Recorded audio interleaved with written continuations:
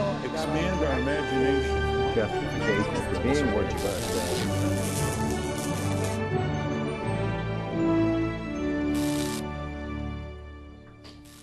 Welcome to Washington Unplugged. I'm John Dickerson. It was a huge win for President Obama. After nearly a year of debating comprehensive health care reform, last night it passed the House. But is that it? What about the Senate? How real are the obstacles there? And what will the president do next to sell the legislation?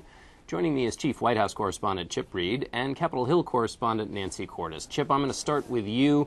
What's the mood there at the White House? This was a big win for the president. Well, it should be ecstatic, and I think it privately is, but it's really relieved. That's what you sense from people more than anything else. You know, I remember interviewing the president months ago in China, and he was really impatient to, as he put it, land some of these big planes, as he described it. And, of course, the health care plane is the biggest one.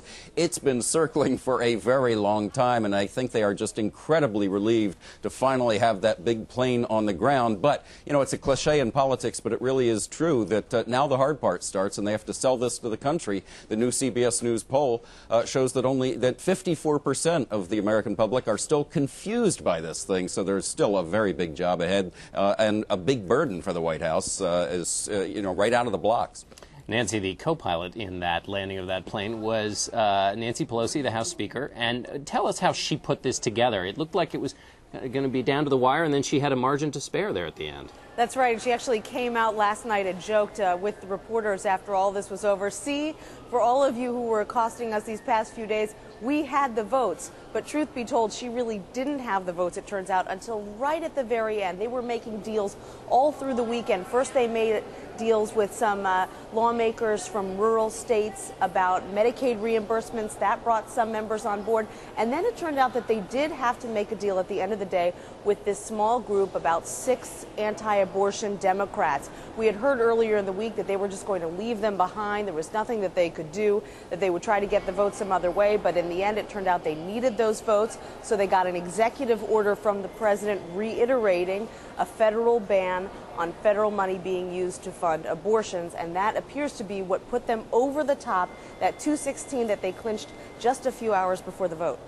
And now Bart Stupak, who had led that opposition to the abortion language in the Senate bill, ultimately changed his mind because of that executive order. And last night, somebody, I don't know, have they been outed yet? Anyway, somebody on the floor yelled "baby killer" when he was talking. What's the latest on that? Well, this is really a major breach of decorum in the House. A Republican member, we don't know who, some Republicans have said they do know who it was, but they won't say, actually shouted out "baby killer," as you said, when Representative Stupak went to the floor between these two votes last night. And of course, this is something that you normally don't hear on the floor of the House or the Senate, so it did create a lot of tension, a lot of booing. They had to bring the House back into order, but it really capped what was in some ways a kind of ugly weekend. The day before, we had seen some protesters here at the Capitol shouting racial slurs at a group of African-American Democratic congressmen. They shouted a homophobic slur at an openly gay congressman. So tension's clearly very high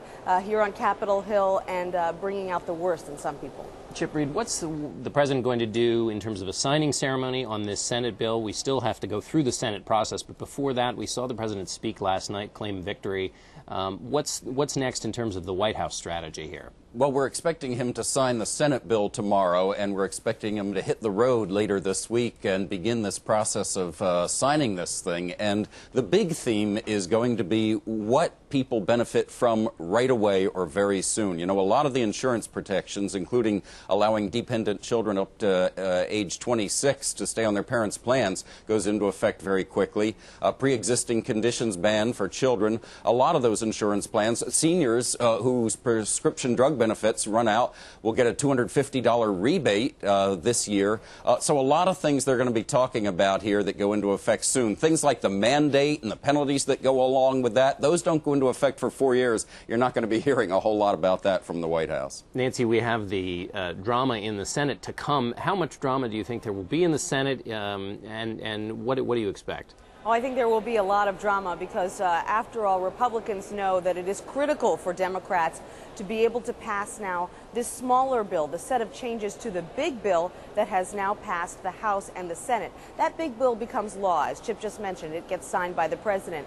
But Democrats desperately want this smaller package of changes to go into effect as well. That's one of the reasons that the House Democrats were willing to kind of jump off a cliff, if you will, and vote for a Senate bill that they didn't like very much because there were these changes that were going to be voted on as well. So now the Senate begins 20 hours of debate tomorrow on that bill, and then they begin to vote. But Republicans can bring up an unlimited number of amendments as long as they're germane to the bill. They can try to strip certain provisions out of the bill if they feel that they don't meet the strict standards of reconciliation, which is this process by which Democrats could pass the bill with just 51 votes instead of 60 votes, which they don't have anymore now that Massachusetts has elected a Republican, Scott Brown. And so Democrats would love to see this process wrapped up by the end of the week, but it could go on a lot longer than that. That's right. And the end of the week is right before they go on recess, so there's a little pressure in that regard. And one other question about Republicans. How much have you heard about efforts already to repeal and do something, and how realistic are those threats? Well, that's the big line that we're hearing from Republicans this morning, that they want to mount a campaign to repeal the bill, and that's going to be their big focus. In reality, that would be something that would be impossible to do right now, challenging to do in the future. They would need to have a Republican president, a Republican House, a Republican Senate in order to do that, and they'd also have to do something that by the time they had those three things would be pretty challenging, which is tell people, okay, well, you're not going to have any exemptions for pre-existing conditions anymore. You're not going to be able to cover your kids up until the age of 26, taking away some of these benefits that people will have gotten. So that's something that would be very challenging, not very realistic as of right now, but the Republicans are filled with bluster about it today.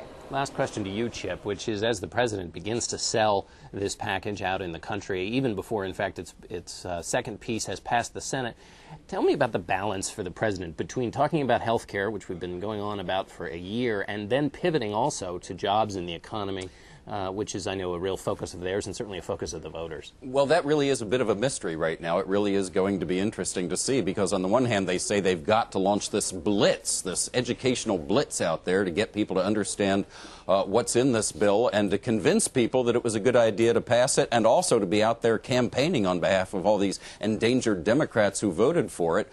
But on the other hand, they're making very clear that now is the time for the real of many pivots to jobs. This is the time for the real hard pivot to jobs, because with health care in some sense behind him, he really can focus on jobs in a big way. But, you know, he's not going to be able to do it full time if he's doing health care too. So it's going to be very interesting to see what kind of balance he creates between these two competing priorities. Still has to do a lot of air traffic control work. Yep. All right, Chip Reid in the White House briefing room, Nancy Cordes on the Hill. Thanks to both of you.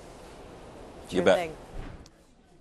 Finally today, Joe Wong was a big hit at last week's radio and television correspondents' dinner with jokes that were personal, political, and charmingly bizarre.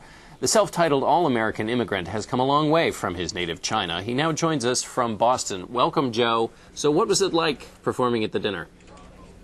Oh, hi, John. Thanks for having me here.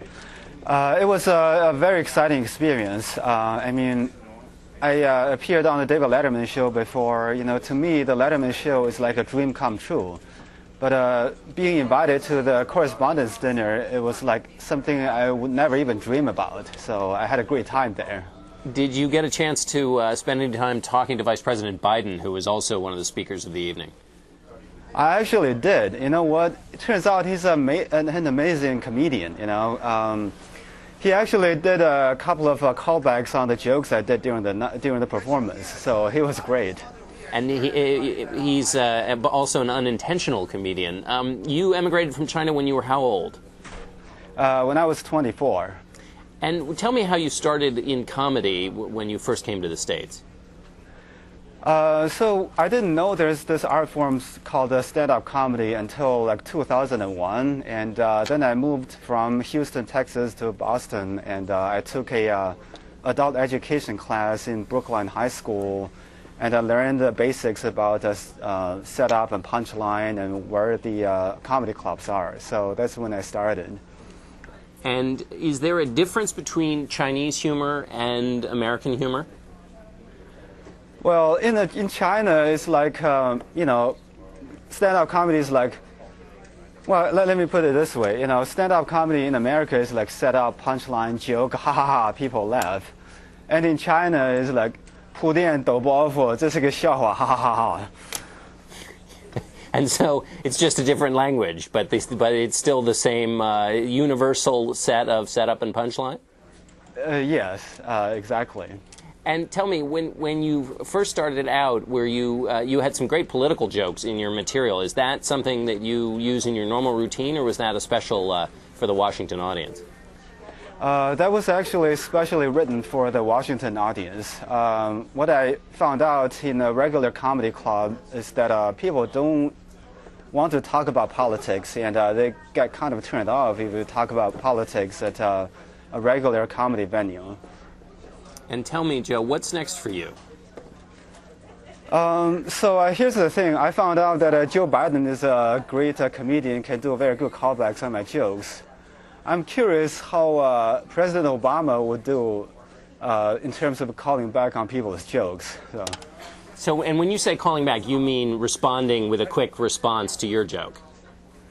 He actually told a joke that's related to the jokes I told before, you know. So that was called a callback. Right, and so he was quick and witty there in the moment, as opposed to having something scripted for him. Exactly. And how about you? When you were there, were there any jokes that came immediately to mind, as opposed to what you'd prepared beforehand? Yeah, there was actually one joke when I said that I went to Rice University in Texas. And someone actually giggled a little bit. And I just said, no, that was not a joke. Until now. Right. Yeah, so that'll now be worked into your material. And yeah. And so now are you hoping to come do more political stuff in Washington, or will you go back to the comfort of your normal non-political routine?